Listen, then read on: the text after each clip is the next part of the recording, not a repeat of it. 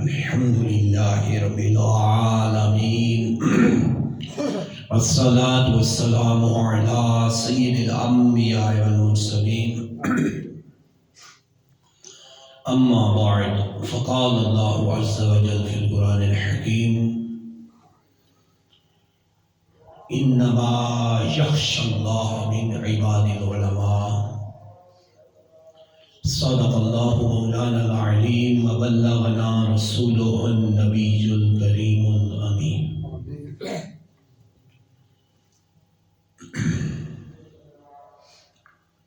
درس القرآن والحدیث اعلان عن فضل العلماء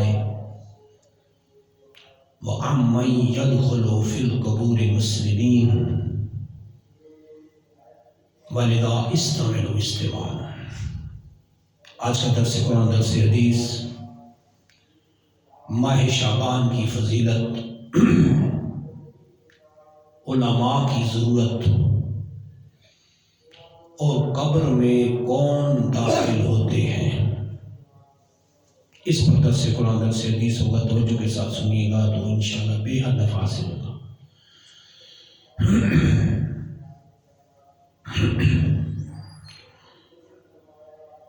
خلاق عالم جل شانہ نے قرآن حکیم میں ارشاد فرمایا انما یخشی اللہ من عبادہ العلماء،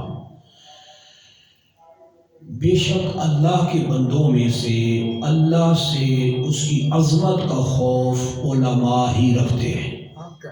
انما یخشی اللہ من عبادہ العلماء، اس کے بندوں میں سے اللہ کا جو خوف، خشیت، اس کی عظمت کا خوف وہ علماء ہی کو ہے، وہ رکھتے ہیں۔ علماء کی معاشرے میں بڑی امپارٹنس اور اہمیت ہے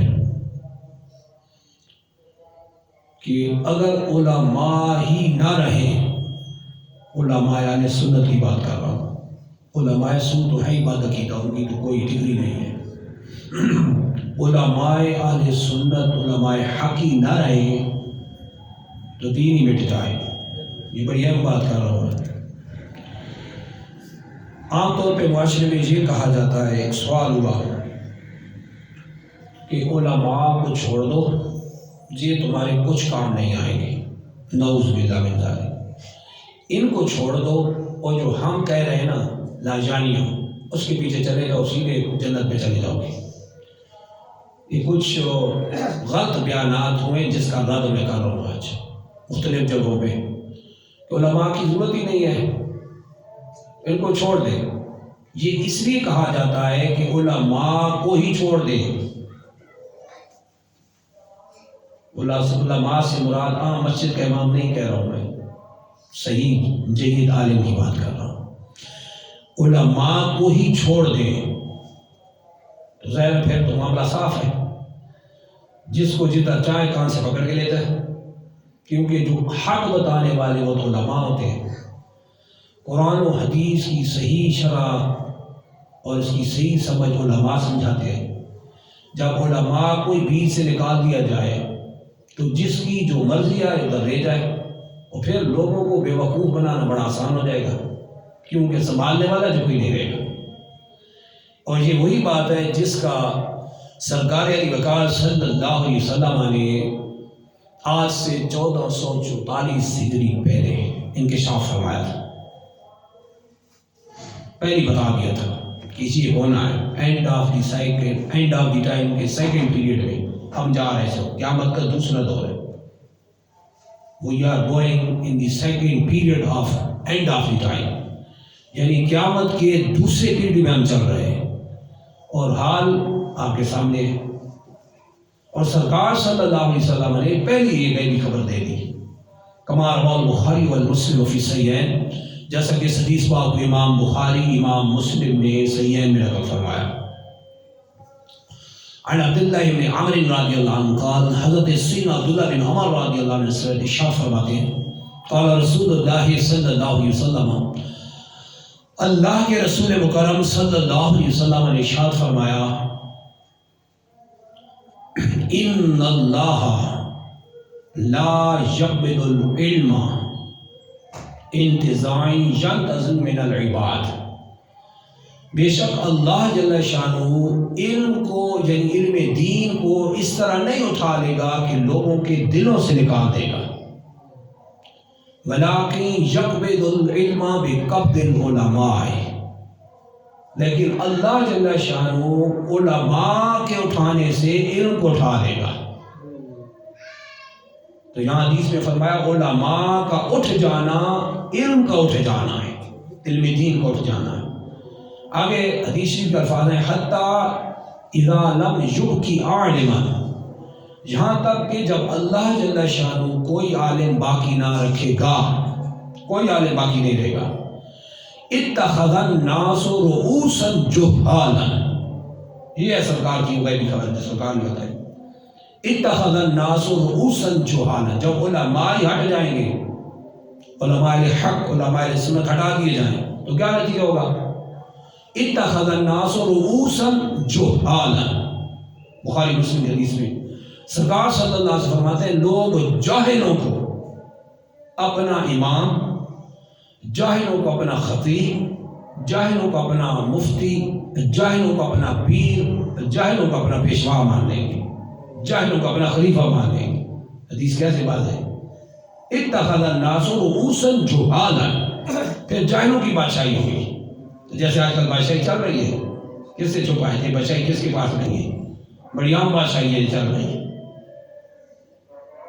منابر پہ ممبروں پہ جو بندے بیٹھے ہوتے ہیں، یہ کتنے مستندان میں بیٹھے ہوتے ہیں؟ ذرا سروے کر لینا، اپنے دیہات کا سروے کر لینا، بلکہ پورے معاشرے کا سروے کر لینا، آپ کو 99.9% جاہل لوگ ملیں گے۔ اس کا نتیجہ یہ ہوتا ہے کہ ممبر رسول پہ بیٹھ کے ایک غیر عالم جو اس پروسیس سے نہیں گزرا، نہ اس نے علم حاصل کیا، نہ وہ مفتی بنا، نہ وہ شیخ الحدیث بنا، نہ شیخ التفسیر بنا، نہ عالم بنا، کچھ نہیں بنا، اور بغیر پڑھے اس ڈگری پہ جب فائز ہو جاتا ہے یا کر دیا جاتا ہے، نتیجہ کیا ہوتا ہے؟ وہ قرآن اور حدیث بیان نہیں کرتا، لاجانیاں بیان کرتا ہے، ادھر کا واقعہ اٹھایا، ادھر کا واقعہ اٹھایا، ادھر کا واقعہ اٹھایا، وہ جی فلاں کہہ رہا تھا تو فلاں ہو رہا تھا، تو یہ پھر گانے پہ آ گئے، گانے کی طرزیں لگانے شروع کر دی، ترنم میں آ گئے، ردھم میں آ جاتے ہیں، یعنی سوچ سے پڑھے، ترنم سے۔ اے لو جی، یہ ٹرینڈ کیوں بنتا ہے؟ یہ تب بنتا ہے جب معاشرے میں علماء نہیں رہتے، اٹھ جائیں گے، and of the time second period سے گزر گئے، یعنی قیامت کا پہلا دور تو گزر گئے، دوسرے میں آگے اینڈ ہو جائے گا، اور یہ آپ کے سامنے خرافات جو آپ کے سامنے ہو رہی ہیں، تو یہ سرکار صلی اللہ علیہ وسلم نے پہلے بتا دیا، اتخذ الناس رؤوسا جہالا، لوگ جاہلوں کو اپنا پیشوا مان لیں گے، ان کو مفتی، ان کو خطیب، ان کو پیشوا، ان کو خطیب، ہر شے مانیں گے، پیر بھی انہیں جاہلوں کو مانیں گے، پھر نتیجہ کیا ہوگا؟ فَالسُّئِلُ، اب بحال یہ ہوگا کہ ان سے سوال کیے جائیں گے، ان سے سوال کیے جائیں گے، ان سے سوال ہوں گے، کیونکہ اس ڈگری جو ہے نہیں اس میں بیٹھے ہیں۔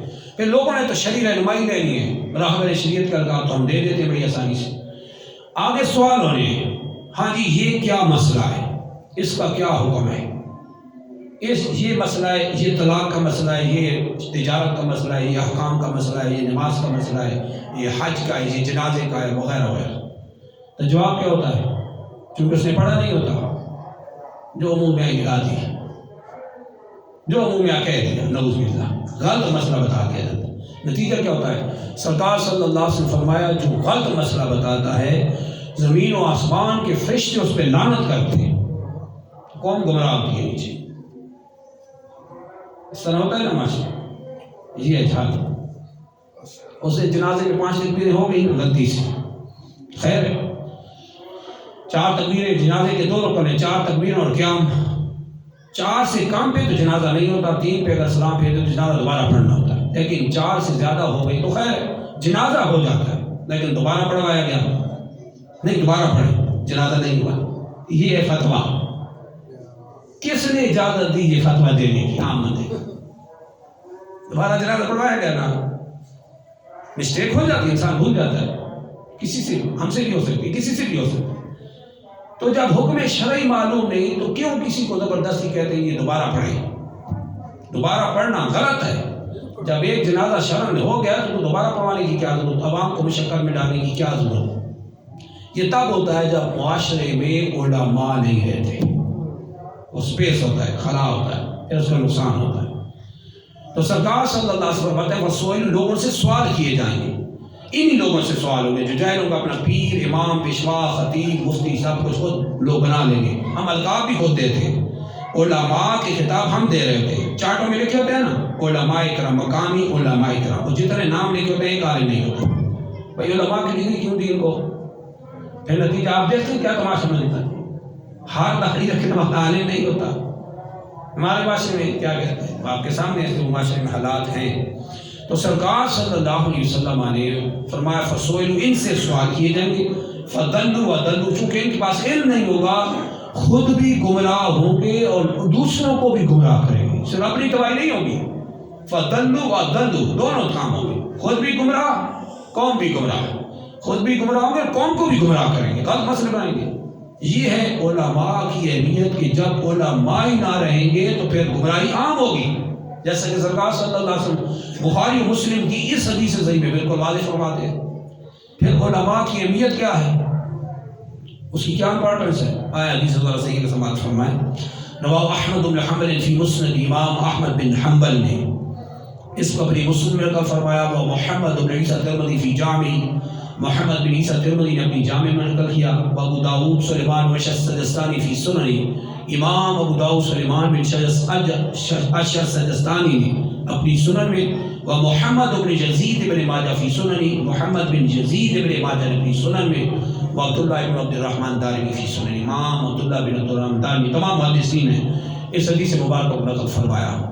ان کثیر بن قیس، توجہ رکھنا ان کی قدر کتنی تھی اس زمانے میں، اور پھر علماء کی کیا اہمیت ہے یہ بھی اسی حدیث طویل میں انشاءاللہ بیان ہو جائے گی۔ ان کثیر بن قیس رضی اللہ عنہ قال، حضرت کثیر بن قیس رضی اللہ عنہ سے ارشاد فرماتے ہیں کنت جالسا مع ابی الدرداء فی مسجد دمشق، فرماتے ہیں میں حضرت ابو الدرداء رضی اللہ عنہ کے ساتھ مسجد دمشق، اور دمشق دونوں پڑھ سکے، مسجد دمشق میں بیٹھا ہوا تھا، فجاءہ رجل، تو اچانک ایک شخص آیا، فقال، اور اس نے عرض کی انی جئتک من مدینۃ الرسول لحدیث بلغنی انک تحدث عن رسول اللہ صلی اللہ علیہ وسلم، تو انہوں نے کہا میں اللہ کے رسول مکرم صلی اللہ علیہ وسلم کے شہر سے آیا ہوں، مدینۃ الرسول سے آیا ہوں، city of the Bilour of Allah, I came to you from the city of beloved of اللہ، اللہ کے محبوب کے شہر سے آیا ہوں تمہارے پاس، لے حدیث، اس حدیث کی وجہ سے، بلغنی انک تحدث عن رسول اللہ، مجھے یہ بات پہنچی ہے کہ آپ اس حدیث کو اللہ کے رسول سے بیان کرتے ہیں۔ فقال، ارشاد فرمایا، قال رسول اللہ، قال سمعت رسول اللہ صلی اللہ علیہ وسلم یقول، انہوں نے فرمایا ہاں، پھر حدیث بیان کی، فرماتے ہیں اللہ کے رسول مکرم صلی اللہ علیہ وسلم نے ارشاد فرمایا من سلک طریقا، جو کوئی ایسا راستہ چلے، یطلب فیہ علما، جس میں وہ علم دین حاصل کرتا ہے، سہل اللہ بہ طریقا من طرق الجنہ، تو اللہ جل شانہ اس کے لیے جنت کا راستہ آسان کر دیتا ہے۔ علم دین کا راستہ جنت کا راستہ ہے، چاہے وہ درس قرآن درس حدیث کی صورت میں ہے، چاہے کسی قرآن حدیث کی محفل میں بیٹھنے کی ہے، چاہے باقاعدہ بالمشافہ پڑھنے کے لحاظ سے، چاہے سیکھنے سکھانے کے لحاظ سے، اللہ اس کے لیے جنت کا راستہ آسان فرما دیتا ہے۔ اور آگے ارشاد فرمایا وَإِنَّ الْمَلَائِكَةَ لَتَضَعُ أَجْنِحَتَهَا رِضًا لِلطَّالِبِ الْعِلْمِ، بے شک اللہ کے فرشتے علم دین حاصل کرنے والے طلباء کے لیے اپنے پر بچھا دیتے ہیں۔ وَإِنَّ الْعُلَمَاءَ يَسْتَغْفِرُ وَإِنَّ الْعَالِمَ يَسْتَغْفِرُ مَا فِي السَّمَاوَاتِ وَالْأَرْضِ، اور عالم دین کے لیے زمین و آسمان کی ساری مخلوق بخشش کی دعا مانگتی ہے. والحیتان جوف الماء، والحیتان فی جوف الماء، اور مچھلیاں سمندر میں پانی میں اس کی بخشش کی دعا مانگتی ہیں. اور سرکار صلی اللہ علیہ وسلم فرمایا وَإِنَّ فَضْلَ الْعَالِمِ عَلَى الْعَابِدِ كَفَضْلِ الْقَمَرِ لَيْلَةَ الْبَدْرِ عَلَى سَائِرِ الْكَوَاكِبِ. اور بے شک عالم دین کی فضیلت عبادت گزار پر ایسی ہے جیسا کہ 14ویں کے چاند کو سارے ستاروں پہ فضیلت حاصل ہوتی ہے. وَإِنَّ الْعُلَمَاءَ وَرَثَةُ الْأَنْبِيَاءِ. یہاں بڑی اہم بات ہے. سرکار صلی اللہ علیہ وسلم ہمارے 81 محدثین نے اس کو روایت کیا وَإِنَّ الْعُلَمَاءَ وَرَثَةُ الْأَنْبِيَاءِ. بے شک علماء ہی انبیاء کے وارث ہیں. یہ کبھی کسی نے بیان کیا ہے؟ نہیں کرتے لوگ بیان. وَإِنَّ الْعُلَمَاءَ وَرَثَةُ الْأَنْبِيَاءِ. علماء حق کی نبی کے انبیاء کے علم کے وارث ہیں. یہ وراثت کبھی کوئی نہیں بتاتا، کیونکہ اگر یہ وراثت بتائی جائے تو لوگ پھر ادھر کیسے جائیں گے؟ پھر تو نذرانے بند ہو جائیں گے. جو ڈیری پیر بیٹھے ہوتے ہیں وہ اپنے دباؤ میں رکھتے اس طرح کے دباؤ میں. علماء کی طرف تو جائیں نہیں، کیونکہ علماء حق کی طرف جائیں گے تو آنکھیں کھل جائیں گی. آنکھیں کھلیں گی تو لوگ گئے پھر شریعت کی طرف آئیں گے تو شریعت ان میں نہیں ہوتی، لہٰذا لوگ ان سے آؤٹ ہو جائیں گے، نکل جائیں گے. یہ معاشرے میں ہوتا ہے سر. یہ جعلی پیروں کی میں بات کر رہا ہوں. جو اللہ والے صحیح ہوتے ہیں وہ خود پہلے عالم ہوتے ہیں. ہمیشہ یاد رکھیں کہ بیعت کے لیے 4 شرطیں، بنیادی 4 شرطیں. اس کے لیے سب سے پہلی ٹاپ آف دی لسٹ جو شرط ہے نا وہ ہے اس کا صحیح العقیدہ سنی عالم ہونا. شرط ہے بیعت. ایسے بیعت نہیں کر سکتا. صحیح العقیدہ سنی عالم ہونا بیعت کرنے کی پہلی شرط ہے. اگر یہ شرط ہی مفقود ہے، یعنی یہ شرط ہی نہیں پائی گئی، وہ کبھی کسی کو بیعت نہیں کر سکتا. یاد رکھیں. اور اکثر ہمارے ہاں 90% جہل پیر بیٹھے ہوتے ہیں، وہ عالم نہیں ہوتے، وہ اس طرح کی بیعتیں لے رہے ہوتے ہیں. پھر آگے جو خرافات ہیں وہ آپ کے معاشرے کے سامنے ہیں. یہ جو بیچ میں لوگ کہتے ہیں نہیں عالم ہونا شرط نہیں، نیک ہونا شرط ہے. یہ کہاں سے ڈگری لکھا ہے؟ یہ اپنی طرف سے ڈگری ہے. نیک ہونا شرط ہے. بھائی نیک ہونا شرط کی طرح لکھا ہے. اس نے خود اپنی ذات سنبھالنی ہے تو اس کے نیکی ٹھیک ہے، اس کو کرنی چاہیے.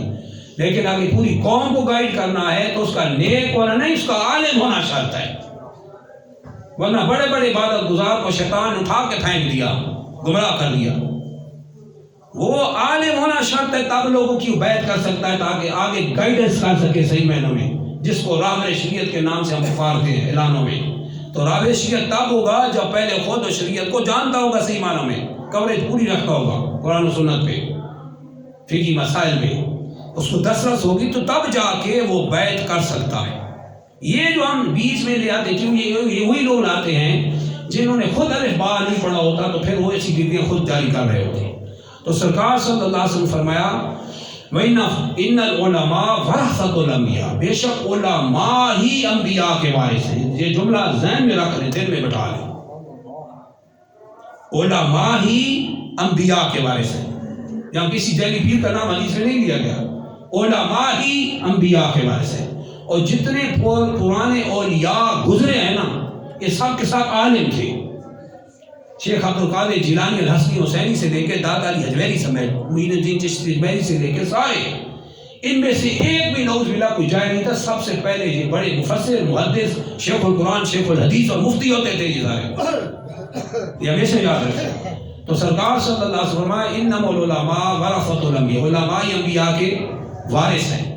اور آگے فرمایا وَإِنَّمَا الْأَنْبِيَاءُ وَإِنَّ الْأَنْبِيَاءَ لَمْ يُوَرِّثُوا دِينَارًا وَلَا دِرْهَمًا. بڑی اہم بات، بہت اہم بات. اور بے شک انبیاء دینار اور دراہم کا کسی کو وارث نہیں بناتے. یہ پرانی کرنسی ہے. درہم اور دینار ہے، سونے کے سکے، گولڈن کائن ہوتے تھے اور چاندی کے سکے ہوتے تھے. آج کا روپیز ہے پاکستان میں، اور ہر ملک کی اپنی کرنسی ہے. اور UK کی اپنی ہے، جاپان کی ین ہے، کوئی ڈالر ہے، کوئی کیا ہے، وہ اپنی اپنی کرنسی. یہ بھی کرنسی ہے. تو سرکار صلی اللہ علیہ وسلم فرمایا مطلب یہ مال، اس کا مطلب ہے مال. ان الانبیاء لم یورثوا دینارا ولا درہما، انبیاء درہم اور دنانیر یعنی پیسوں کا کسی کو وارث نہیں بناتے، ان کی وراثت پیسے نہیں ہیں اور ان کی وراثت مال دنیا کا نہیں ہے، انما یورث العلم، ہاں انبیاء علیہ السلام اپنی میراث چھوڑ کے جاتے ہیں اور وارث بنا کے جاتے ہیں، تو علم دین کا علماء کو وارث بنا کے جاتے ہیں، علم دین کا علماء کو وارث بنا کے جاتے ہیں۔ یہ جو علماء ہوتے ہیں یہ سرکار کے نائب ہیں، یہ کوئی عام ڈگری پہ نہیں بیٹھے، یہ بہت ہائی لیول دنیا کی ہائیسٹ ڈگری ہے، تو یہی ڈگری ہے، اور جب یہ ڈگری ہٹ جاتی ہے تو پھر معاشرے میں جہالت پھیلتی ہے۔ جس ایریے میں عالم نہیں بیٹھے، علماء حق نہیں بیٹھے، علماء اہل سنت نہیں بیٹھے، وہاں گمراہی زیادہ پھیلے گی، بہت زیادہ پھیلے گی، آپ سوچ ہی نہیں سکتے، اور وہاں ساتھ جہالت و خرافات بھی عام ہوں گی، پھر لوگ ایسے ناجائز کاموں کو عبادت سمجھنے لگے جو شرعاً حرام ہوتے ہیں۔ چل رہے ہوتے معاشرے بہت سے کام ہیں ایسے معاشرے میں چلتے ہیں، لوگ نہیں رہتے کہ 10 بیویوں کی کہانی کہ معاشرے سے چھڑوا کے دیکھیں نا، انہوں نے اس کو فرض عین بنائے ہوئے لوگوں نے، کہتے عبادت ہے، یہ بالکل سر سے پا غلط ہے، من گھڑت ہے۔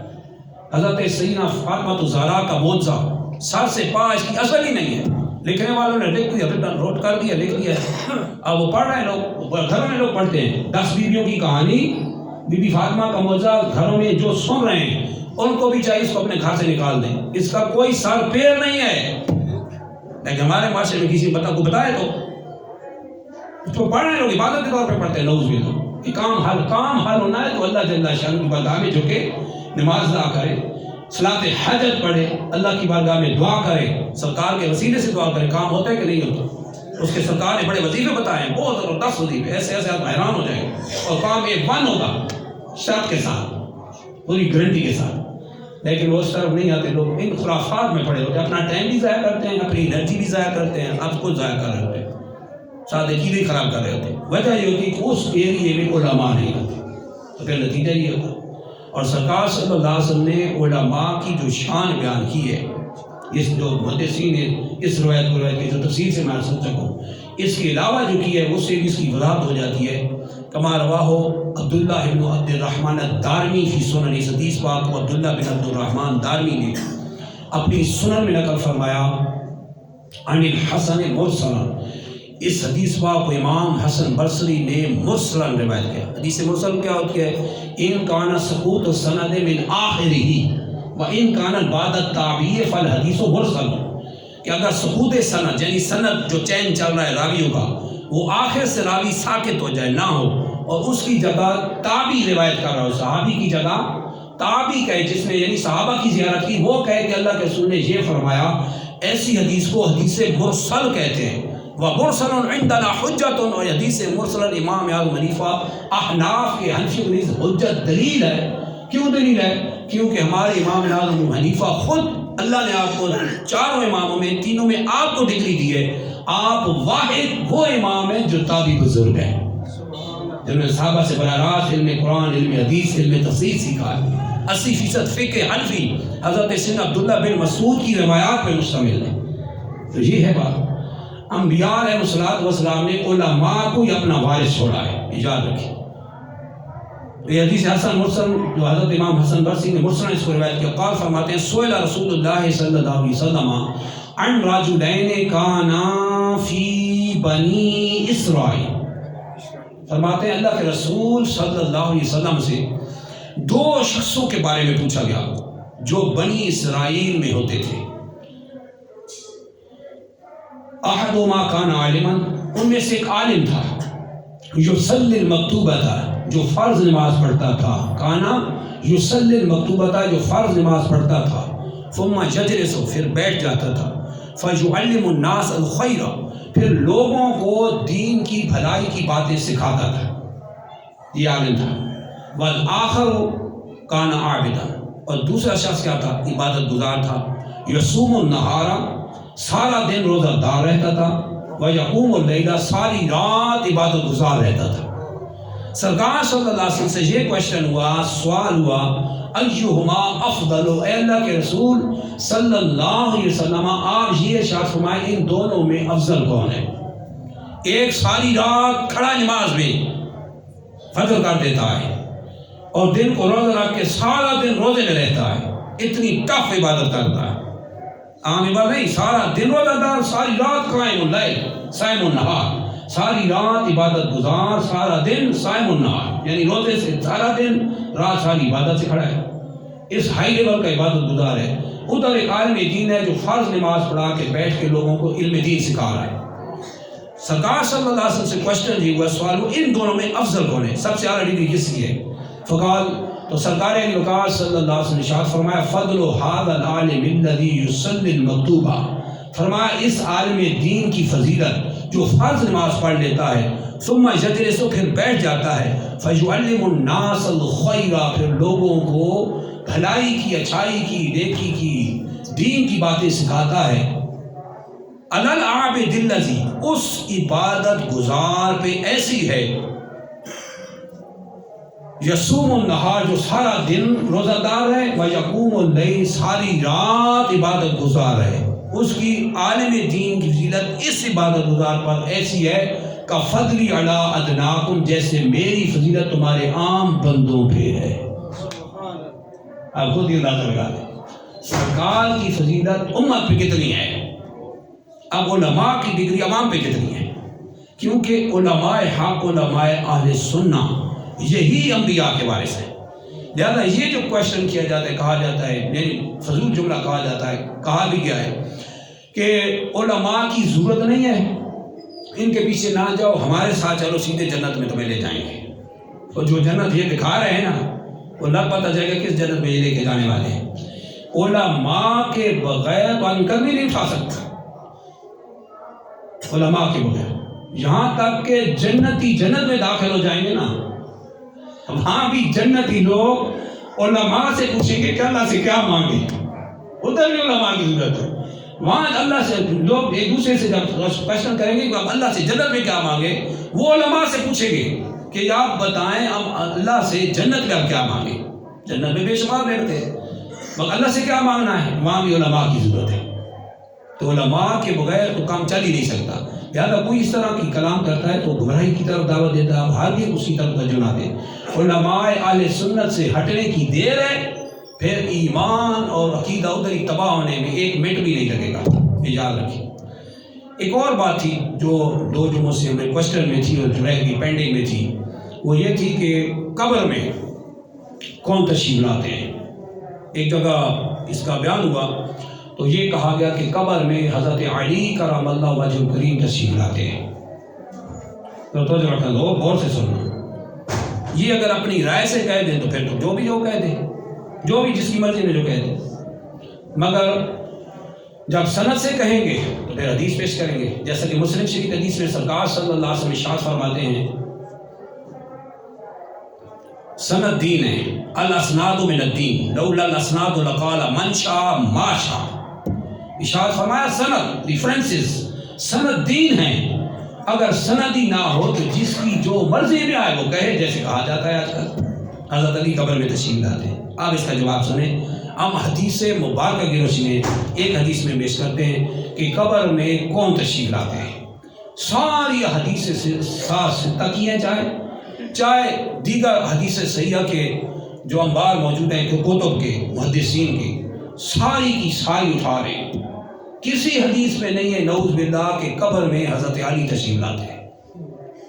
یہ حضرت علی کی بھی توہین ہے، یہ محبت نہیں ہے، یہ حضرت علی کی توہین ہے۔ ایک ڈگری ان کی ہے نہیں اور ان کو ڈگری دی جا رہی ہے، وہ ڈگری اللہ کے رسول کی ہے۔ آپ سنیں حدیث مبارکہ، رواہ احمد بن حنبل فی مسند، اس حدیث پاک کو امام احمد بن حنبل اپنی مسند میں نقل فرماتے ہیں، ائمہ ستہ میں سے امام بخاری، امام مسلم، ابن ماجہ، ترمذی شریف، محمد بن عبداللہ الخطیب نے مشکات المصابیح میں، اور دیگر بہت سے محدثین نے اس کو اپنی سنن اور صحاح میں نقل فرمایا۔ قبر میں جب میت کو رکھا جاتا ہے تو امام احمد بن حنبل کی حدیث پیش کر رہا ہوں، تو سرکار صلی اللہ علیہ وسلم فرماتے ہیں فَيَأْتِيهَا مَلَكَانِ، اس کے پاس دو فرشتے آتے ہیں۔ تو توجہ کرنا، قبر میں حضرت علی نہیں آتے، قبر میں 2 فرشتے آتے ہیں. کوشچن فرشتوں نے کرنا ہے، حضرت علی نے نہیں فرمانا. اللہ نے اس کام کے لیے فرشتوں کو رکھا ہے. منکر نکیر ان کو کہتے ساری دنیا جانتی ہے. فیاتی ملکان، اس مردے کے پاس 2 فرشتے آتے ہیں. فیجلسانہ، اور اس کو بٹھاتے ہیں. اجلاس یجلس اجلاس، بٹھانا، اس کو بٹھاتے ہیں. اب آپ اندازہ کہ قبر تو بڑی تنگ ہوتی، بٹھاتے کیسے ہیں؟ وہ ہم دیکھ کے آتے ہیں تنگ، لیکن جب فرشتے آتے ہیں قبلہ کی طرف دانتوں سے چیر کے قبر کی طرف آتے ہیں.